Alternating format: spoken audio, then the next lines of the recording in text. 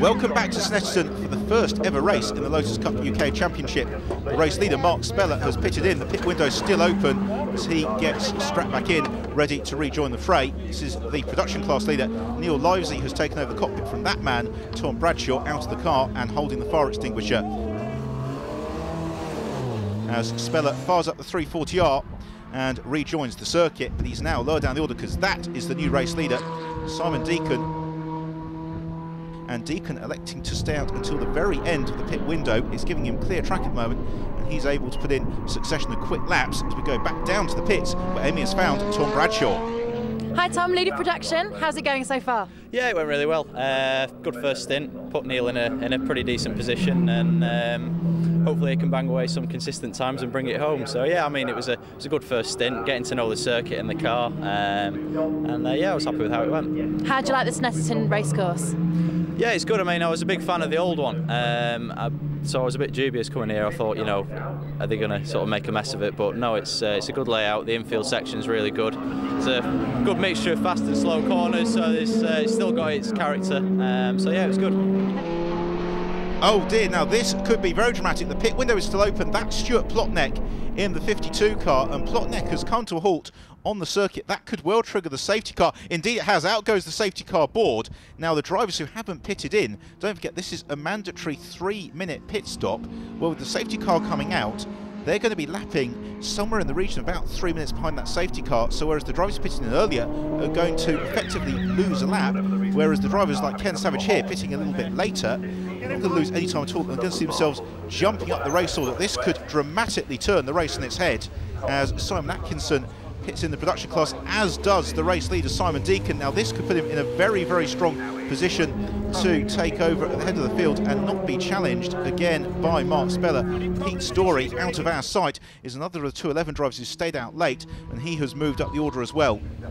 Yes, there's Pete Story as he rumbles out of the pit lane in his 211. Now this could play perfectly into his hands. So a very jumbled order here behind the safety car, because the safety car hasn't picked up the race leader, as some of the drivers towards the rear of the pack race round to pick up the safety car train as we go green once more here at Snetterton in the Lotus Cup UK, the first ever Lotus Cup UK race. And this late safety car intervention could really turn the race on its head. It's going to be a very dramatic conclusion.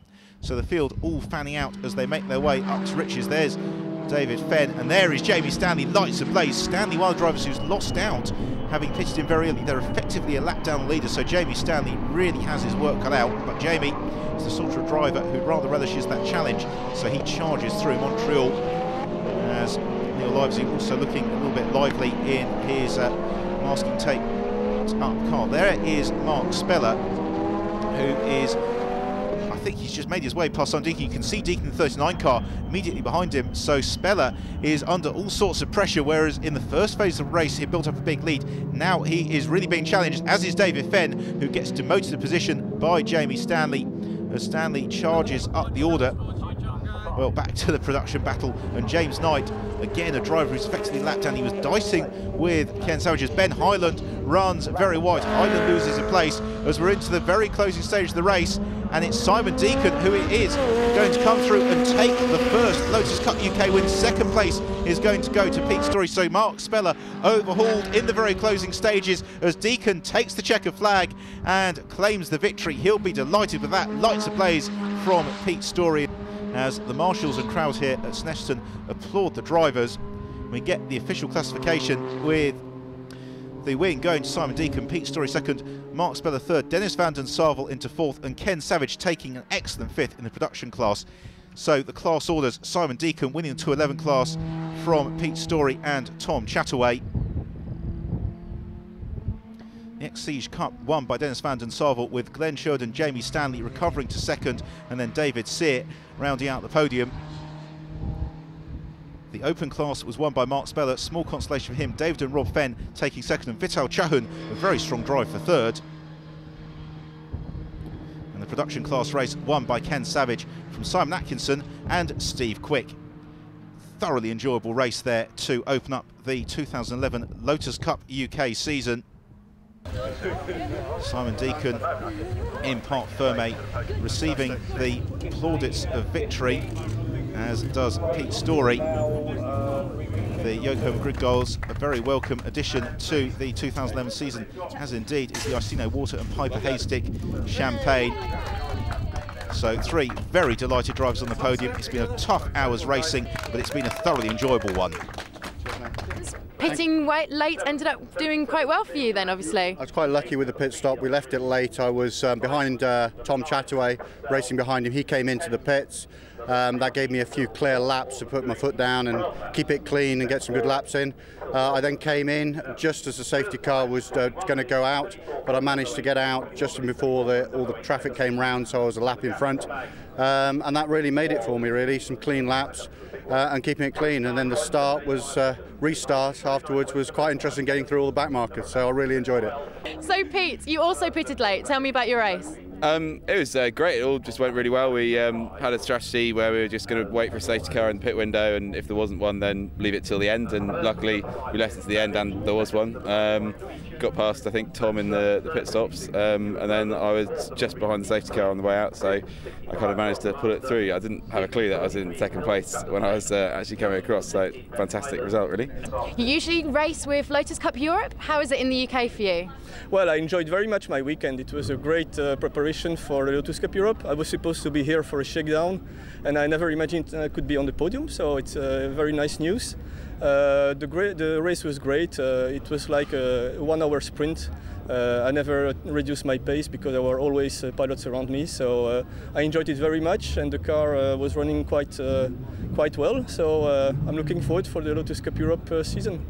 So Mark, you got the class win. Yeah. It looked at one point like you could have got the overall win. What went wrong? About 2 laps after the pit stop, the clutch went. So I could get gears by basically slamming it in. I didn't want to hurt the gearbox, so I just left it in 4th gear and went as quick as I could in 1 gear. So that was it, really. From a windswept Snetterton, let's go stateside to Los Angeles and a favourite circuit of the late Paul Newman, Willow Springs. K-Earth 101. 61 degrees right here at K-Earth 101. KRTH, Los Angeles. Welcome to Willow Springs International Raceway. We're here for round 1 of the Lotus Cup USA Challenge.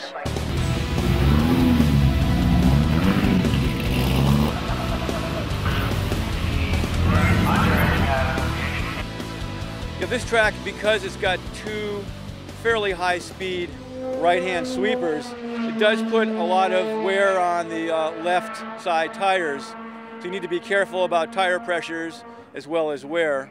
Making sure you have the right camber. Some of the guys are even being somewhat esoteric in setting up their car with kind of a NASCAR setup, an oval car setup with more negative camber on the left side than on the right side to compensate for the fact that we do have these 2 relatively high-speed sweepers. One of them you go through at between 120 and 130.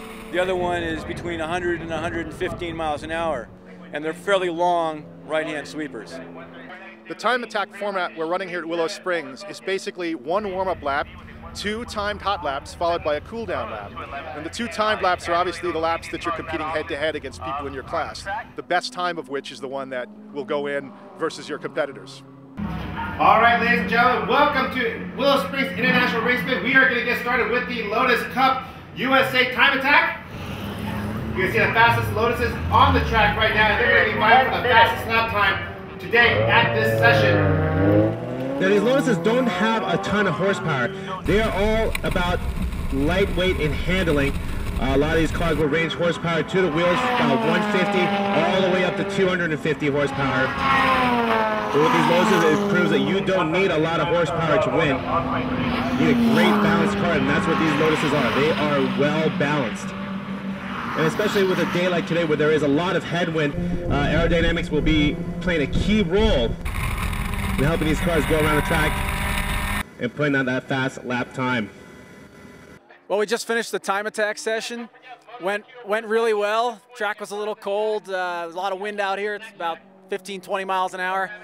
But it went well. Car handled really good. Came up the temperature quick, and we're positive. We're seated well for the racing today. I'm driving a Lotus 211.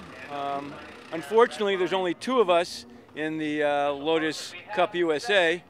We don't quite have the numbers that they do have in Europe, as only about 20 211s were brought into the country in 2008, and a few have been sold in 2010.